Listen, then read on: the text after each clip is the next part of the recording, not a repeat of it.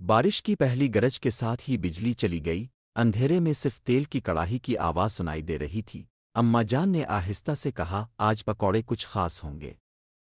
इसी लम्हे दरवाजे पर दस्तक हुई। बारिश तेज हो गई और घर के अंदर एक ऐसी कहानी पकने लगी जिसका जायका बरसों बाद भी याद रहता है।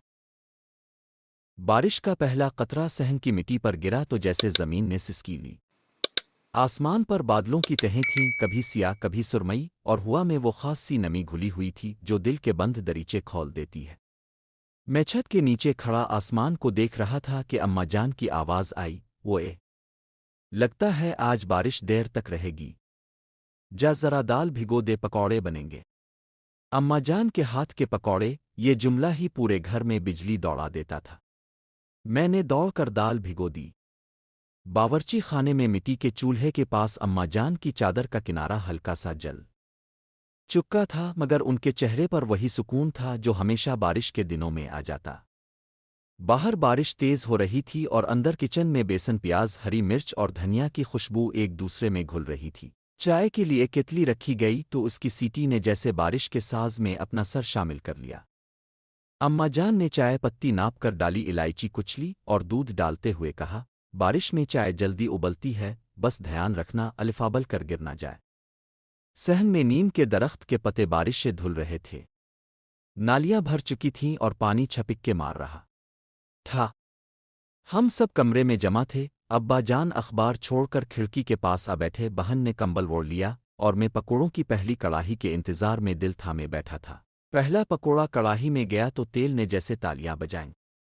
छींटों की आवाज़, बेसन की महक और अम्मा जान की कलाई की जुम्बिश, ये सब मिलकर एक ऐसा मंजर बनाते थे जो तस्वीर में नहीं सिर्फ याद में महफूज होता है।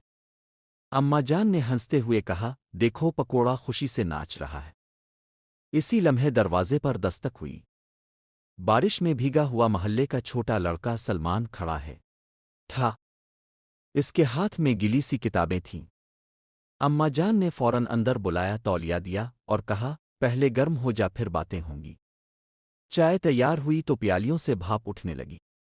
मैंने पहला घूंट लिया। चाय का वो जायका जिसमें इलायची की नरमी और दूध की मिठास बारिश की ठंडक के साथ घुल गई।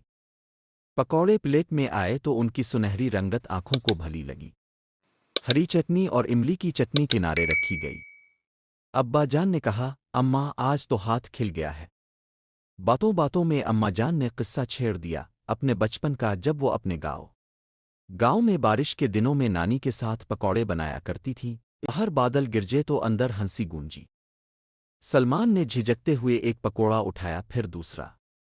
अम्मा जान ने मुस्करा कर कहा, खा बेटा, बारिश में रोटी कम पकौड़े ज्यादा अच्छे लगते हैं। अचानक बिजली चली गई।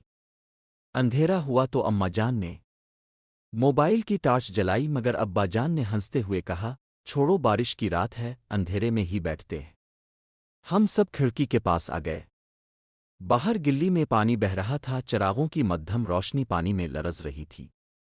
दूर कहीं कुत्ता भौंका, फिर खामोशी। चाय खत्म हुई तो अम्मा जान ने दोबारा केतली चढ़ा दी। बारिश में चाय कभी ज्यादा नहीं होती। पकोड़ों की दूसरी खेप में आलू के पकौड़े भी थे। अम्मा जान ने मुसालहा ऐसे नापा जैसे बरसों की आदत हो। मैंने पूछा, अम्मा अब कभी पैमाना क्यों नहीं लेती? वो हंसी, दिल पैमाना होता है, हाथ तराजू। बारिश की रफ्तार बदलती रही, कभी हल्की कभी तेज। हर बदलाव के साथ बातों का रंग भी बदलता रहा। अब्बा जान ने पुरानी यादें छेड़ीं, बहन ने स्कूल के किस्से सुनाए, सलमान ने बताया कि वो बड़ा होकर उस्ताद बनना चाहता है। अम्मा जान ने इसके सर पर हाथ रखा, पढ़ना, बारिश आए आ धूप, पढ़ना नहीं छोड़ना। रात गहरी हुई तो बारिश थमने लगी। हवा में मिट्टी की खुशबू और भी गहरी हो गई। पकोड़ों की प्लेट खाली थी मगर दिल भरा हुआ।